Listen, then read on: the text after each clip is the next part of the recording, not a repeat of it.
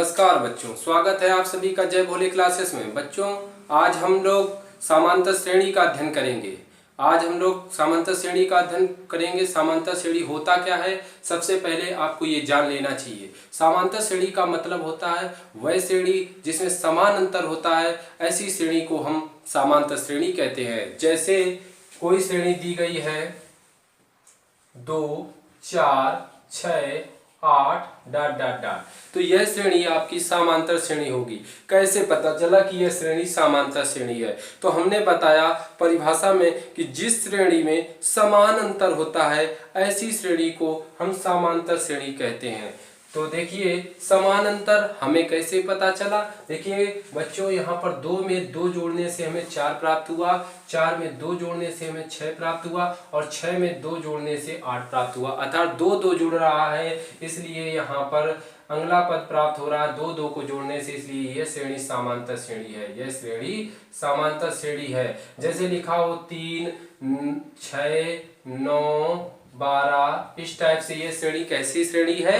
तो बच्चों देखिए, 3 में 3 जोड़ा 6, 6 में 3 जोड़ा 9, 9 में 3 जोड़ा 12, अर्थात अगला पद प्राप्त करने के लिए हमें 3 जोड़ना पड़ रहा है, इसलिए समान अंतर यहाँ भी आ रहा है, इसलिए यह भी श्रेणी समांतर श्रेणी है।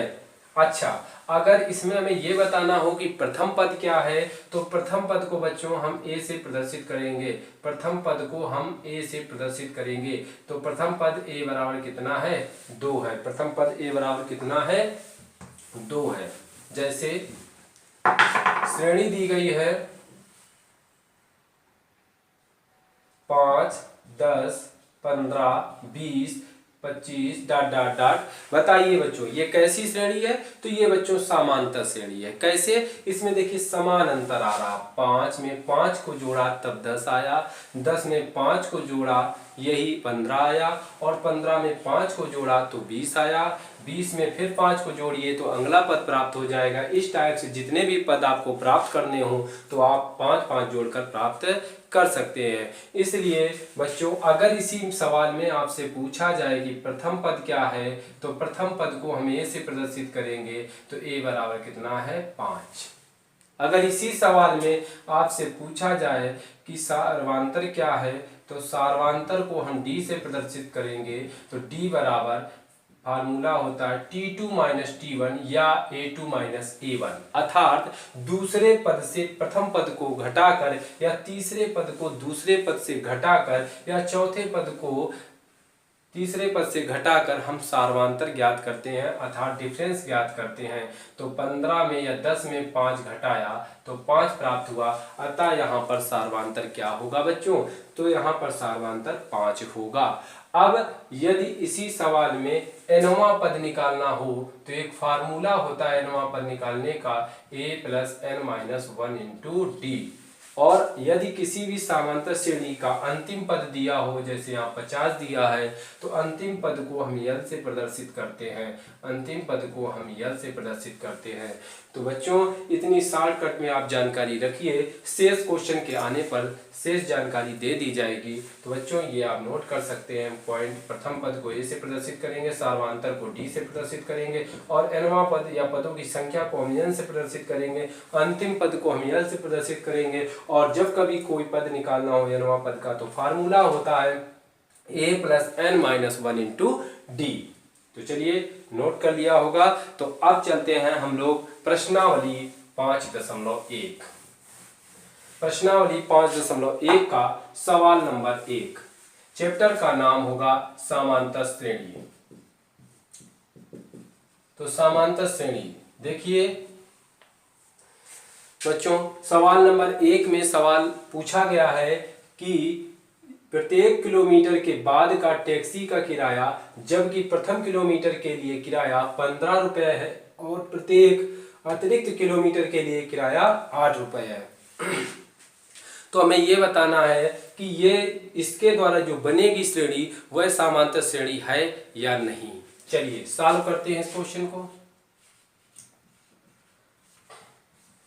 बच्चों देखिए, लिखा प्रत्येक किलोमीटर के बाद का टैक्सी का किराया, जबकि प्रथम किलोमीटर के लिए किराया कितना है? 15 रुपए।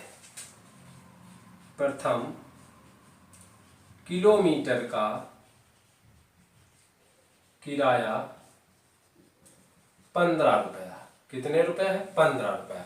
और प्रत्येक अतिरिक्त किलोमीटर के लिए किराया कितना है? अतिरिक्त किलोमीटर का किराया, तो अतिरिक्त किलोमीटर का किराया कितना है? 8 रुपया। अर्थात पहले किलोमीटर, सवाल का कहना है कि पहले किलोमीटर में आपको 15 रुपए लगेंगे।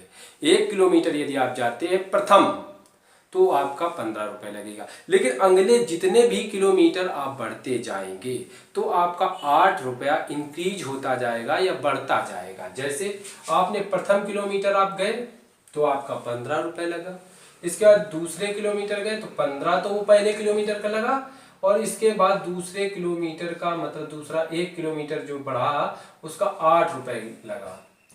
अब तीसरे किलोमीटर के बाद तीसरे किलोमीटर में क्या होगा? तो 15, ये पहला अतिरिक्त हो गया, और अब दूसरा किलोमीटर का फिर 8, फिर अगले में 15, फिर तीसरे किलोमीटर का अतिरिक्त है तो फिर 8। तो इस टाइप से आप चलते चले जाएंगे जितने किलोमीटर जाना चाहे। तो 15 और 8 एकम 8, 15 8 23, 8 दूनी 16, 15 31, 8 का 24, 15 5 4 9, और ये 24 होगा, 5 4 9 2 1 3 39। तो इस टाइप से बच्चों देखिए यहाँ पर 15 में 8 जोड़ा 23, 23 में 8 जोड़ा 31, 31 में 8 जोड़ा 39। इस टाइप से अगला पद प्राप्त करने के लिए 8 का योग हो रहा है, इसलिए यह श्रेणी समांतर श्रेणी होगी। अतः यह श्रेणी समांतर श्रेणी है। तो बच्चों समझ में आ गया होगा कि हमें यह बताना था कि यह श्रेणी समांतर श्रेणी है या नहीं। उसने कहा कि प्रत्येक किलोमीटर का यदि प्रथम किलोमीटर चलते हैं तो 15 रुपए टैक्सी का किराया लगता है। फिर जितने किलोमीटर आप बढ़ते जाते हैं तो 1 किलोमीटर यदि बढ़ेंगे तो आपका 8 रुपया, 2 किलोमीटर बढ़ेंगे तो 8 दूनी 16 हो गया, फिर तीसरे किलोमीटर तो 8 का 24 हो गया। तो इस टाइप से, और प्रथम किलोमीटर का तो 15 रुपए लगेगा, तो 15 15 8 23, 15 8 दूनी 16, 15 31, 8 का 24, 15 39। इस टाइप से देखिए यहाँ पर 8 रुपए का इंक्रीज हो रहा, बढ़ रहा 8 रुपए, इसलिए आता है यह श्रेणी समांतर श्रेणी होगी। चलते हैं अब पहले का सेकेंड पॉइंट और फोर्थ पॉइंट। इस पहले नंबर सवाल में 4 क्वेश्चन दिए गए हैं, 2 क्वेश्चन हम करवा देते हैं, शेष 2 क्वेश्चन को आपको करना होगा। यदि फिर भी आपको समस्या हो तो आप पूछ सकते हैं, आप कमेंट करके बताएं और आपको शेष 2 क्वेश्चनों का जवाब दे दिया जाएगा। चलते हैं थर्ड पॉइंट की ओर। प्रत्येक मीटर की खुदाई के बाद एक कुआं खोदने में आई लागत, जबकि प्रथम मीटर खुदाई की लागत 150 रुपए है और बाद में प्रत्येक मीटर खुदाई की लागत 50 रुपए बढ़ जाती है। बच्चों सवाल का कहना है एक कुआं खोदना है। क्या खोदना है? एक कुआं। अगर 1 किलोमीटर प्रथम जब किलोमीटर की खुदाई होती, प्रथम 1 किलोमीटर की जब खुदाई होती है तो 150 रुपए उसकी लागत आती है। उसकी लागत कितनी आती है? 150। उसके बाद प्रति किलोमीटर के हिसाब से जितनी भी खुदाई होती है तो 50 रुपए बढ़ती जाती है। तो चालू करते हैं। प्रथम किलोमीटर खोदने में आई लागत तो 150 रुपए। अतिरिक्त मीटर की खुदाई, अतिरिक्त प्रत्येक मीटर की खुदाई, प्रत्येक मीटर की खुदाई की लागत कितनी है? 50 रुपए बढ़ जाती है। कितनी बढ़ जाती है? 50 रुपए बढ़ जाती है। तो बच्चों प्रथम किलोमीटर में तो 150 रुपए थी, फिर इसके बाद दूसरे किलोमीटर की जब खुदाई हुई तो 50 रुपए बढ़ गया, तो 150 में 50 बढ़ा कितना हो गया? 200 हो गया। फिर 200, फिर अगले तीसरे किलोमीटर की जब खुदाई हुई फिर 50 रुपए बढ़ जाएगी, तो 200 में 50 की बढ़ोतरी हुई तो कितना हुआ? 250 हुआ। फिर अगले चौथे किलोमीटर की जब खुदाई हुई तो फिर 50 बढ़ गया, तो 250 में 50 जोड़ेंगे कितना आएगा, 300 होगा। फिर अगले किलोमीटर की खुदाई होगी, फिर इस टाइप से 50 बढ़ जाएगा तो 350। इस टाइप से देखिए बच्चों, यहाँ पर 50-50 रुपए प्रत्येक बार अगला पद प्राप्त करने के लिए बढ़ रहा है। तो 150 में 50 जोड़ा, 200 में 50 जोड़ा, 250 में 50 जोड़ा, 300 में 50 जोड़ा तो 350। इस टाइप से बच्चों यहाँ पर आपको 50-50 का अंतर मिल रहा है। अतः यह श्रेणी कैसी है, अतः यह श्रेणी समांतर श्रेणी है, क्योंकि यहाँ पर समान अंतर है, समांतर श्रेणी है। तो समझ में आ गया होगा बच्चों कि एक कुआं खोदना था, प्रथम किलोमीटर की लागत 150 रुपए थी, इसके बाद प्रति किलोमीटर के हिसाब से 50 रुपए बढ़ रहा था, तो हमने बढ़ा दिया, तो देखा क्या 50-50 का अंतर आ रहा है, इसलिए यह श्रेणी समांतर श्रेणी है। अब हम चलते हैं प्रश्न संख्या 2 की ओर। तो प्रश्न संख्या 2, दी हुई समांतर श्रेणी के प्रथम 4 पद लिखिए, जबकि प्रथम पद ए और सार्वंतर डी निम्नलिखित है। दी हुई समांतर श्रेणी के प्रथम 4 पद लिखिए, प्रथम पद ए और सार्वंतर डी है। तो बच्चों हम पहले ही आपको बता चुके हैं कि किसी भी श्रेणी का जो पहला पद होता है उसको हम ए से प्रदर्शित करते हैं, अर्थात a बराबर 10, अर्थात हमें a पता है, प्रथम पद पता, और सार्वंतर डी भी हमें पता, मतलब उन श्रेणी के डिफरेंस अंतर कितना दिया, 10 दिया। अब हमें श्रेणी के पहले 4 पदों को बताना होगा। तो श्रेणी के पदों को कैसे बताया जाता है, हमें श्रेणी कैसे ज्ञात करनी होती है, तो आपको एक फार्मूला याद होना चाहिए। श्रेणी समांतर श्रेणी को ज्ञात करने के लिए, समांतर श्रेणी को ज्ञात करने के लिए आपको श्रेणी मालूम होनी चाहिए। तो श्रेणी का जो पहला पद होता है उसे हम ए कहते हैं, दूसरे पद को हम a+d कहेंगे, और तीसरे पद को हम a+2d कहेंगे, और चौथे पद को a+3d कहेंगे, आगे पांचवें पद को a+4d कहेंगे। a+d, a+2d, a+3d, a+4d, इस टाइप से आपको जितने भी पद निकालने हो आप निकाल सकते हैं। चलिए स्टार्ट करते हैं। हमें प्रथम पद और सार्वंतर पता है, तो अब हमें समांतर श्रेणी के प्रथम 4 पद लिखना है। चलते प्रथम पद सॉल्व करते हैं इस क्वेश्चन को। प्रथम पद क्या होगा, प्रथम पद को हम a से प्रदर्शित करते हैं, तो a बराबर कितना दिया गया है, 10। इसके बाद दूसरा पद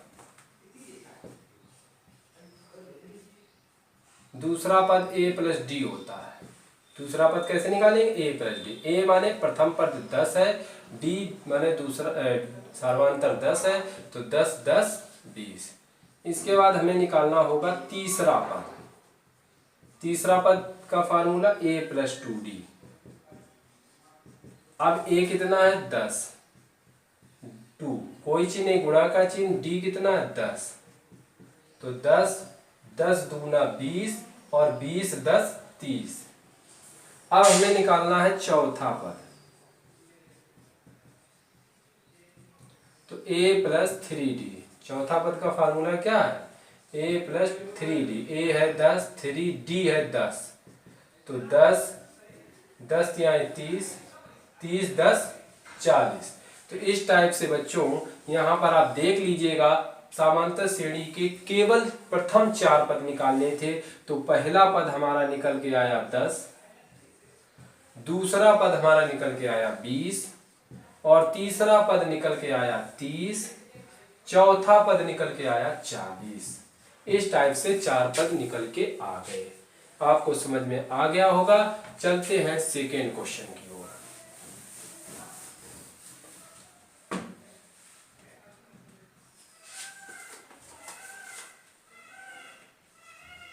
a बराबर -2, d बराबर 0।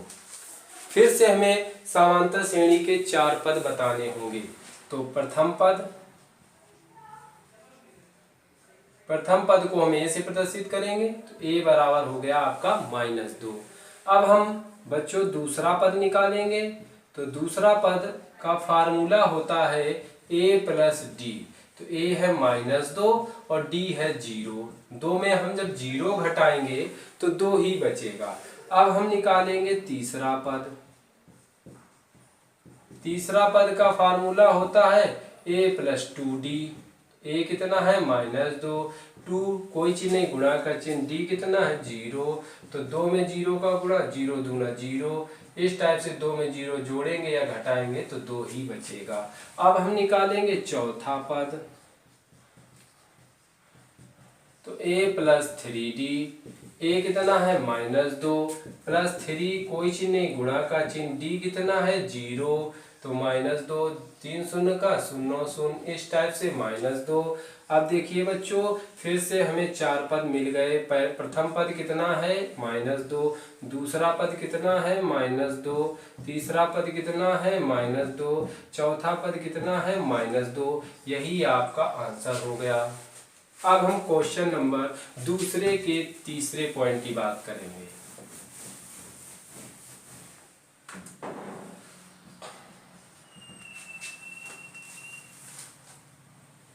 a = 4, d = -3।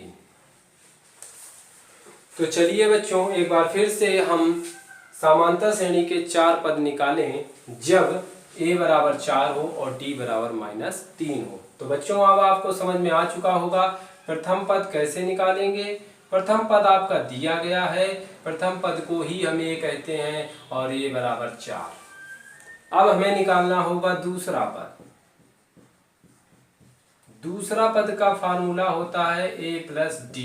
a कितना है 4 प्लस d कितना है -3, तो 4 और ये प्लस माइनस माइनस होता है बच्चों। 4 में 3 हम जब माइनस करेंगे तो आपका 1 बचेगा। अब हमें निकालना होगा तीसरा पद। तीसरा पद का मतलब a + 2d। तो a दिया गया है 4, 2 कोई चिन्ह नहीं, गुणा का चिन्ह, d दिया गया -3, 4 ये प्लस माइनस माइनस, 3 दूनी 6, 6 में जब हम 4 माइनस करेंगे तो -2 आएगा।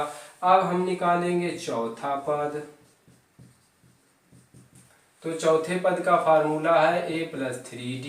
तो a दिया गया है 4 प्लस 3 कोई चिन्ह नहीं, गुणा का चिन्ह, d दिया गया -3, 4 प्लस माइनस माइनस, 3 त्रिका 9, 9 में 4 गया -5। तो बच्चों ये आपके चारों पद निकल के आ गए। प्रथम पद 4, द्वितीय पद 1, तृतीय पद -2 और चतुर्थ पद -5। यही आपके चारों पद हैं। तो बच्चों आपको समझ में आ गया होगा। अब हम पॉइंट 4 की बात करते हैं।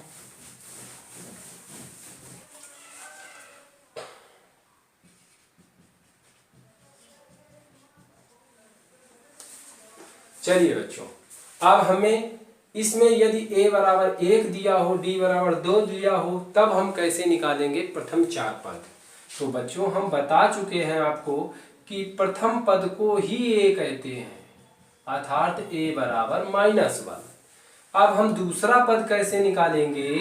तो दूसरा पद निकालने का फार्मूला होता है a + d, अर्थात प्रथम पद में हम सार्वधातुक को जोड़ दें। तो a है -1 और d है 1/2। अब यहाँ पर इसको हल कर ले तो नीचे कुछ नहीं, 1 लिख लें, 2 लासा ले लें तो 2 1 कम 2, 2 2 कैंसिल 1, 2 में 1 घटाएंगे तो 1 बचेगा माइनस का, क्यों माइनस का अधिक है। अब हम निकालेंगे तीसरा पद। तीसरा पद का फार्मूला a + 2d।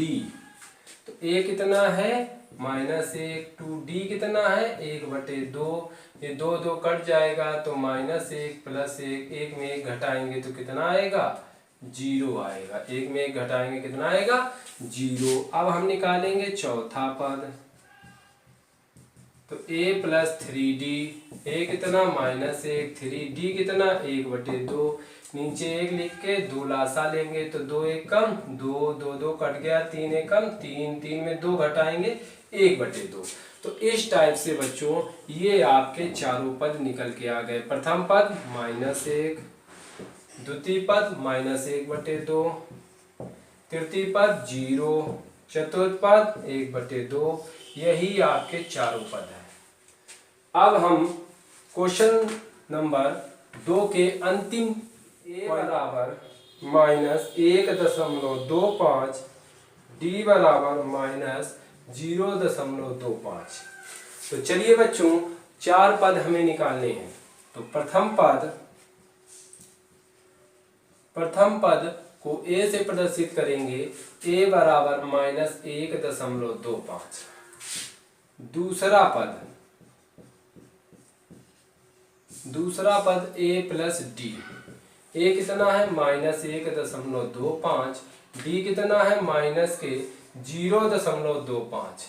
तो यहाँ माइनस 1.25 माइनस प्लस माइनस 0.25। तो माइनस माइनस बच्चों जुड़ जाएगा, 5 5 10 हासिल 1 2 2 4 1 5 1.50। अब हम तीसरा पद निकालेंगे। तीसरा पद का फार्मूला होता है a प्लस 2d।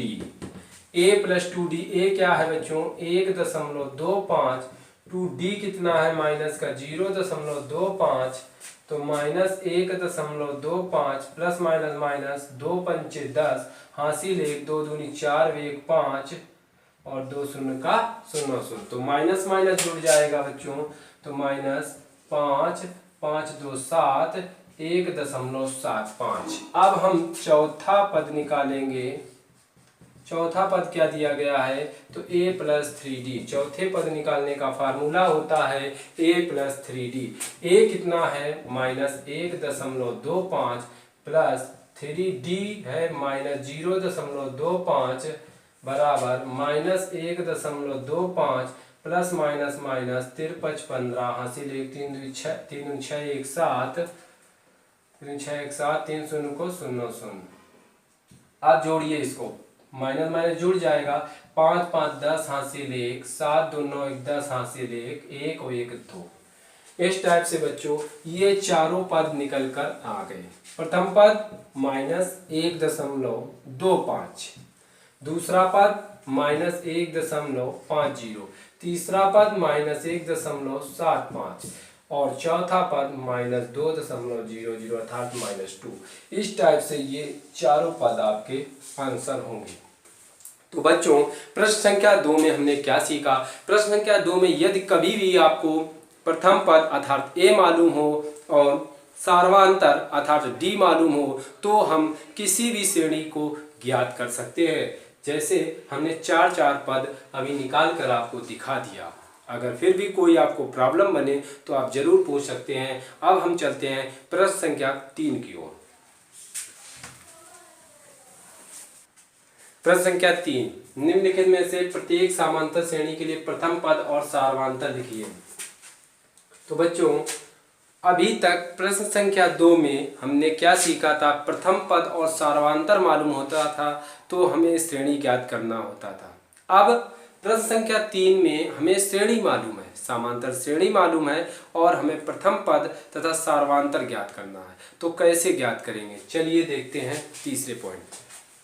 तीसरा क्वेश्चन नंबर का पहला पॉइंट, इसमें 4 क्वेश्चन दिए गए हैं और चारों क्वेश्चन में हमें प्रथम पद और सार्वंतर बताना होगा। तो प्रथम पद क्या होता है बच्चों, हम बता चुके हैं आपको कि प्रथम पद को ही हम ए से डिनोट करते हैं, अर्थात प्रथम पद का मतलब पहला पद अर्थात 3 होगा। और सार्वंतर को हम डी से डिनोट करते हैं। इसका फार्मूला हमने बताया था T2 माइनस T1 या A2 माइनस A1 अर्थात दूसरे पद से पहले पद को घटा दीजिए। तो 1 माइनस 3 बराबर, तो घटाएंगे तो -2 आएगा अर्थात A बराबर 3 और D बराबर -2। यही आपका आंसर होगा। तो हमें ये सॉल्व करना था कि प्रथम पद और सार्वंतर क्या होगा। तो प्रथम पद 3 आएगा और सार्वंतर -2 आएगा। इसी टाइप से सेकेंड नंबर क्वेश्चन में -5 -1 -3 -5 -1 3 ... तो इसमें प्रथम पद क्या होगा, सबसे पहले हम यहाँ लिखेंगे सॉल्व करेंगे इस क्वेश्चन को। तो प्रथम पद क्या है इसमें बच्चों, प्रथम पद को हम ए से प्रदर्शित करते हैं तो ए बराबर -5 होगा। फिर हमें सार्वांतर निकालना है, तो सार्वांतर का फार्मूला हमने बताया, सार्वांतर को हम डी से प्रदर्शित करेंगे, अर्थात डी बराबर T2 - T1। डी बराबर T2 कितना है -1, T1 कितना +5, तो 5 में 1 घटाएंगे तो 4 बचेगा। इस टाइप से बच्चों प्रथम पद हो गया a बराबर -5 और d बराबर 4, यही आपका आंसर होगा। अब 1/3, 5/3, 9/3, 13/3, डॉट डॉट डॉट, इसमें हमें प्रथम पद बताना है। तो प्रथम पद क्या होगा, प्रथम पद a बराबर 1/3 होगा। और सार्वांतर बताना है, तो सार्वांतर क्या होगा, सार्वांतर को d से प्रदर्शित करेंगे, d बराबर T2 - T1, अर्थात T2 है 5/3, T1 माने प्रथम पद 1/3। जब आधार समान होता है तब हम क्या करेंगे, एलसीएम 3 होगा, 5 - 1, 3 3 कैंसिल, 5 3 3 कैंसिल, 1 5 में 1 घटाएंगे 4/3, अर्थात बच्चों प्रथम पद a बराबर 1/3 और सार्वांतर d बराबर 4/3, यही आपका आंसर हो गया। 4 पॉइंट की ओर चलते हैं। 0.6, 1.7, 2.8, 3.9, डॉट डॉट डॉट, इसमें भी हमें प्रथम पद और सार्वांतर निकालने हैं। तो प्रथम पद क्या होगा, प्रथम पद a बराबर 0.6 होगा। सार्वांतर क्या होगा, सार्वांतर d बराबर T2 - T1, अर्थात d बराबर T2 कितना है 1.7 में T1 0.6 घटाएंगे तो 7 में 6 गया 1, 1 में 0 गया 1.1, अर्थात a बराबर आ गया 0.6 और d बराबर 1.1, यही आपका आंसर होगा। तो बच्चों जब श्रेणी मालूम हो तो प्रथम पद और सार्वांतर कैसे ज्ञात करेंगे ये आप लोग समझ चुके होंगे प्रश्न संख्या 3 के माध्यम से। चलो आज के लिए इतना ही। अंतिम एंड लास्ट क्वेश्चन नंबर 4 को हम नेक्स्ट वीडियो में पढ़ेंगे। आज के लिए इतना ही, नमस्कार।